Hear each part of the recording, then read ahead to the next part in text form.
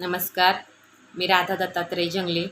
जीवनातील सत्य या यूट्यूब चॅनलवरती आपणा सर्वांचं सहर्ष स्वागत करत आहे. मी आज तुमच्यासाठी तुमच्या आवडीचा विषय घेऊन आलेली आहे.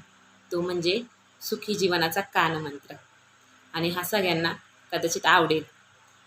असा काय मंत्र मी देणार असेल बरं, जेणेकरून तुमचं जीवन सुखी होईल. सगळंच नाही बरं का, पण आयुष्यातले जे छोटे छोटे संकट किंवा जे रोज दैनंदिन जीवनातले प्रॉब्लेम असतात ना, हे मात्र नक्कीच दूर होतील. आणि हे दूर व्हायला सुरुवात झाली ना, थोडक्यात तुम्ही सुखी व्हायला सुरुवात झाली. सुखी जीवनाचा मंत्र असा आहे की ह्या गोष्टी आत्ता मी जे तुम्हाला सांगणार आहे त्या तुम्ही करायच्यात आणि निश्चित करून बघा. ह्याचं फळ मात्र तुम्हाला निश्चित मिळणार आहे. सोपी गोष्ट आहे. मला सांगा, आयुष्य जगत असताना, खटाटोप करत असताना सुखाच्या मागं तुम्ही धावत राहता, पण तुम्हाला माहिती आहे का, सुख खूप क्षुल्लक गोष्टीमध्ये लपलेलं असतं. ते म्हणजे असं, तुम्ही स्वतः सुखाचे कारक असता. ते असं राहतं, तुम्ही रोज जगत असताना खूप साऱ्या अडचणी, खूप सारे प्रॉब्लेम सगळे फेस करत असता, पण याने तुमची मानसिकता खराब होते. स्त्री असो, पुरुष असो, मुलं असो, मुली असो. मित्रांनो, मला तुम्हाला एकच सांगायचं आहे, नेहमी आनंदी राहा. खरंच नेहमी आनंदी राहा. मग तुम्ही म्हणाल, दुःख असलं तरी कसं राहायचं? ठीक आहे, दुःख काही काळापुरतं, त्यानंतर ते विसरायचा प्रयत्न करा. मला सांगा, नाण्याला दोन बाजू असतात. एक झाली म्हणजे दुसरी येणं निश्चित. त्याच्यामुळे दुःखात आहात म्हणून ते कधीच संपणार नाही असं होत नाही. तुम्ही नेहमी जर हसत राहिलात ना, तर लक्षात ठेवा, सगळ्या गोष्टी, अवतीभोवतीच्या सगळ्या गोष्टी हसतच तुमचा स्वीकार करते.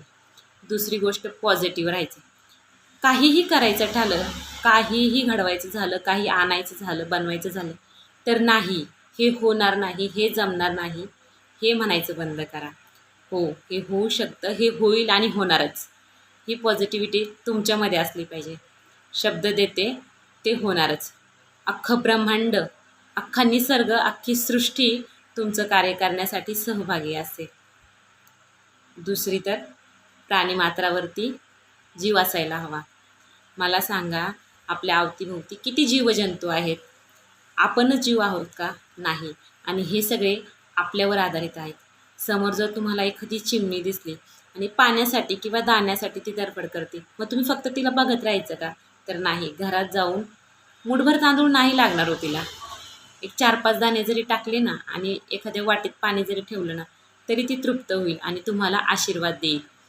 कोणीही असो, गाय असो, चिमणी असो, पाखरं असो, माकड असो, कोणताही जीव असो, प्रेम करायला शिका. तुम्ही प्रेम कराल तर ते निश्चितच तुमच्यावर प्रेम करतील. चौथी गोष्ट ती म्हणजे सगळ्यांचा चांगला विचार करायचा, सगळ्यांसाठी चांगलं चितायचं. तुम्हाला माहिती आहे का, आपण एखाद्या मंदिरात गेलो किंवा एखाद्या तीर्थक्षेत्री गेलो, कुठंही जा, आपण देवापाशी काय मागतो माहिती आहे का? सगळ्यांसाठी सांगते, सगळे अगोदर देवाला म्हणतात की हे परमेश्वरा, मला सुखी ठेव किंवा माझं कल्याण कर किंवा माझी एखादी अडीनडीची गोष्ट पूर्ण कर. पण असं नाही, असं जिब्बात होत नाही. परमेश्वराचा एक नियम आहे मित्रांनो, तुम्ही जर स्वतःसाठी मागितलं ना, तर तो कधीच देणार नाही. लक्षात ठेवा, गाठ बांधा. तुम्ही जर म्हणाला ना की मला सुखी ठेव, तर तो परमेश्वर कधीच सुखी ठेवणार नाही. तुम्ही नेहमी दुःखात राहाल. असं का? तर स्वतःच्या पदरात आपण ओढून घेत असलं तर ह्या परमेश्वराला माहिती असतं की हा माणूस स्वतःचा विचार करतो, मग तो तुम्हाला कधीच नाही देत. एक काम करायचे, मंदिरात गेल्यानंतर परमेश्वराला प्रार्थना करायची, सर्व मंगल मांगल्ये शिवे सर्वार्थ साधिके शरण्ये त्र्यंबके गौरी नारायणी नमस्ते. हे जगदंबे, हे आदिमाया शक्ती, आई सगळ्यांचं कल्याण कर. हे देवादिदेवा महादेवा, सर्वांचं कल्याण कर. परमेश्वर निश्चित तुमचं कल्याण करेल. हा माझा तुम्हाला शब्द आहे. तुम्ही जगासाठी मागा, तुमची झोळी सदैव भरलेली राहील. मित्रांनो, ह्या 4 गोष्टी जरी तुम्ही नेहमी करत राहिले ना, तर माझा शब्द आहे तुम्हाला, उभ्या आयुष्यात तुमच्यासारखा सुखी कुणीच नसेल. एवढंच करून थांबायचं नाही, तर आपल्या माणसांवर, आपल्या मुलाबाळावर, आपल्या बायकोवर किंवा आपल्या पतीवर खरं प्रेम करायला शिका. जे जगभर शोधताय ना तुम्ही, ते तुमच्या जवळ असतं. हे तुम्हाला खूप उशिरा कळतं. आपले आपलेच असतात. ठीक आहे ना? कधीही गावभर धुंडाळत नाही बसायचं. छोट्या छोट्या गोष्टीत आनंद मिळायला पाहिजे. आनंद घेताही आला पाहिजे आणि देताही आला पाहिजे. माणुसकीने वागायला शिका. कुणी जर ग्लासभर पाणी मागितलं ना, तर तांब्याभर देण्याची दानत ठेवा. परमेश्वर तुम्हाला हंडाभर देईल, हे निश्चित आहे. अवनियमच आहे. पळीत दिलं तर थाळीत मिळतं आणि फूल केलं, पाकळी केली तर फूल मिळतं. मग हा पंचमहाभूतांचा नियम आहे आणि हाच तुमचा सुखी जीवनाचा पण कानमंत्र आहे. ह्या छोट्या छोट्या गोष्टी खूप महत्त्वाच्या असतात. पुण्यकर्म करत चला, कारण हे कलियुग आहे आणि ह्याचं फळ ठरलेलं आहे.